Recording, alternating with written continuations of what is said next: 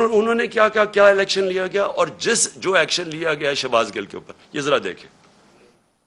General Qamar Javed Bajwa صاحب، آپ نے ہماری اچھی بھلی چلتی حکومت کو رخصت کروایا، ججوں سے زور زبردستی سے فیصلے آپ نے لکھوا کہ ملک توڑنے والے فوجی جرنیل ان کی لاشوں کو پاکستان کے جھنڈوں میں لپیٹ کر ان کو دفنایا گیا۔ رکھو کراچی کے بہن بھائیوں، ایک یا دو افراد ادارہ نہیں ہوا کرتے، ایک یا دو افراد اداروں کی بدنامی کا باعث بنا کرتے ہیں، اور جب وہ ادارے کی آڑ لیتے ہیں تو اس میں پھر ادارے کے اوپر ناقابل تلافی نقصان ہوتا ہے۔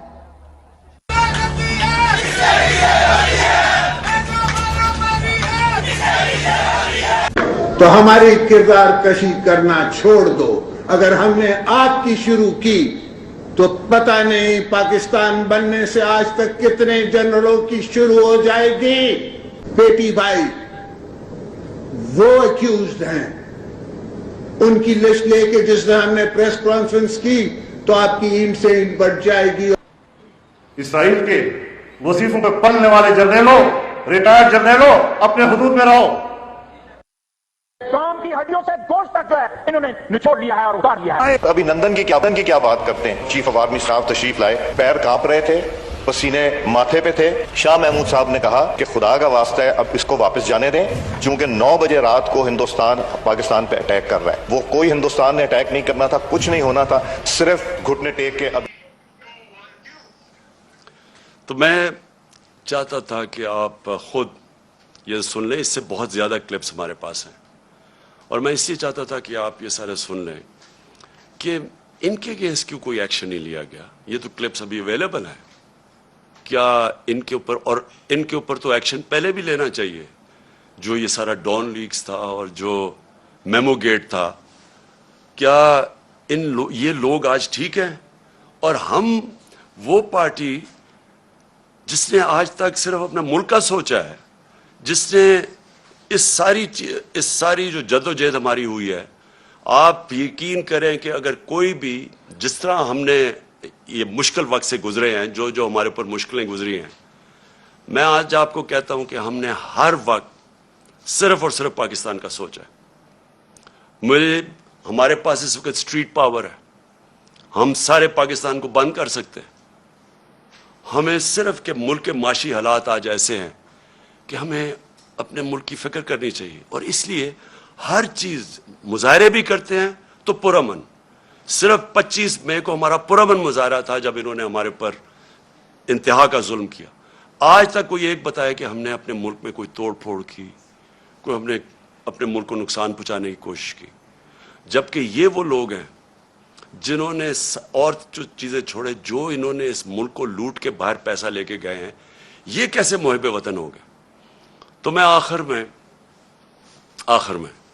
میں صرف یہ چاہتا ہوں کہ یہ جو کوششیں ہو رہی ہیں سازش کر کے ایک ملک کی سب سے بڑی جماعت کو توڑنے کی، ہمارے لوگوں کو توڑنے کی بھی کوشش کی جا رہی ہے، اور کہ الیکشن میں کسی طرح یہ اتنے کمزور ہو جائیں کہ جب یہ الیکشن ہو، اور الیکشن کی پلاننگ کر رہے ہیں کہ یہ اتنے کمزور ہو جائیں اور پھر نواز شریف آئے وہاں سے انگلینڈ سے، اور اس کے بعد کہیں کہ جی دیکھیں عمران خان کو بھی ڈسکوالیفائی ہو سکتا ہے اور وہ بھی ہو سکتا ہے، ہم دونوں کو ایک ملا دیں، اور اس کے بعد یہ پھر وہی اسی الیکشن کے ذریعے الیکشن کروائیں۔ یہ گیم ہے بیسکلی کہ کسی طرح ہمیں چھوٹا کر کے کٹ ٹو سائز کریں۔ میرا اگلا سوال یہ ہے، جو بھی یہ پلاننگ کر رہے ہیں، کیا یہ پاکستان کے لیے بہتر ہے؟ کیا پاکستان اس میں سے اس دلدل سے نکلائے گا؟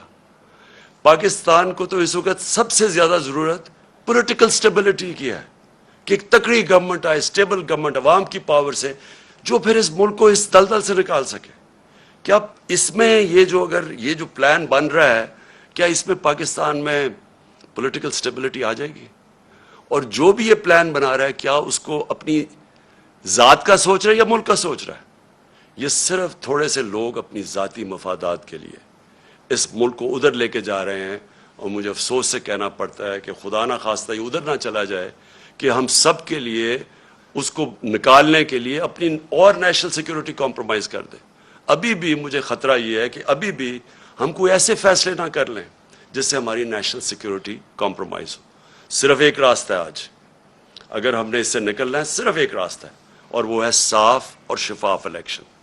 اگر ملک کو ہم نے اس مشکل سے نکالنا ہے, اس کے علاوہ صاف اور شفاف الیکشن کے علاوہ جو اور راستہ لیں گے, ملک مزید اور نیچے جاتا رہے گا. جس طرح کی مہنگائی آج ہے, جس طرح کے لوگوں کے حالات ہیں, جس طرح کے بجلی کے بل ہیں, ہر چیز مہنگی, اور ابھی مزید اور مہنگی ہوگی کیونکہ ڈیویلیویشن جو ہوئی ہے, یہ ساروں سے عوام کے اوپر بوجھ بڑھتا جائے گا. اور پھر سے آخر میں صرف صاف اور شفاف الیکشن سے ہم اس سے نکل سکتے. سب جو دیکھ رہے ہیں بڑا ذرا غور سے میری باتیں سنیں. دیکھیں, ایک بیرونی سازش کے تحت ہماری گورنمنٹ کو ہٹایا گیا, اور بیرونی سازش کے ساتھ جو ملوث تھے, جن کو کولیبریٹرز کہتے ہیں, وہ لوگ جن کو میں میر جعفر اور میر صادق کہتا ہوں, انہوں نے مل کے یہ بیرونی سازش کو کامیاب کیا. اور یہ جب ہماری حکومت گرائی گئی تو کن جشی بنائی گئی. ہندوستان کے آپ میڈیا دیکھ لیں, ایسے لگا جس طرح کہ کوئی ہندوستان کا ہی کوئی پرائم منسٹر بن گیا. اسرائیل میں بڑی آپ ان کی میڈیا دیکھیں تو وہ بھی خوش ہوئے, اور مغربی میڈیا جو مجھے جانتا ہے, ہندوستان کا میڈیا بھی مجھے جانتا ہے, ان کے اندر بھی ایک رجیم چینج کو کسی نے اٹھایا نہیں, کیونکہ وہاں بڑا برا سمجھا جاتا ہے کہ باہر سے بیٹھ کے کسی ایک جمہوریت کو گرایا جائے. تو آج وہ آگے چل رہی ہے وہ سازش, اور میں اس سازش کی آج پہلے ایک چیز سے شروع کرتا ہوں. اس خوفناک سازش کے اندر ایک پلان بنا ہوا ہے کہ ملک کی سب سے بڑی پولیٹیکل پارٹی کو اپنی فوج کے ساتھ لڑا دیا جائے. یعنی ہمیں اور فوج ایک ایسا پیش کیا جائے کہ ہم ایک دوسرے کے کوئی مخالف ہیں, اور یہ ایک پلان کر کے کیا جا رہا ہے. میں صرف جو آپ سب دیکھ رہے ہیں, میں آپ کو یاد کرانا چاہتا ہوں کہ جب ہماری گورنمنٹ چل رہی تھی تو سب سے زیادہ تنقید جب آتی تھی ہندوستان سے میرے اوپر, تو وہ کیا کہتے تھے کہ عمران خان فوجیوں کا, پاکستانی فوج لے کے آئی ہوئی ہے, ان کا پتلا ہے. سب سے زیادہ یہ کرتے تھے, اور مسلسل ان کو تکلیف تھی کہ جی یہ فوج اور گورنمنٹ ایک ہی پیج پہ چل رہی ہے. آپ کو پتہ نہیں اس چیز کا علم ہے یا نہیں, یا یاد ہو یا نہ ہو, کہ ایک ہمارے سوشل میڈیا کے جنونی نوجوانوں نے ایک چیز, ایک بے نقاب کیا جس کو کہتے تھے یورپین یونین کی ڈس انفارمیشن لیب. یہ کیا تھی؟ اس میں تقریباً 800 فیک سائٹس تھی, اور یہ فیک سائٹس کیا کر رہی تھی؟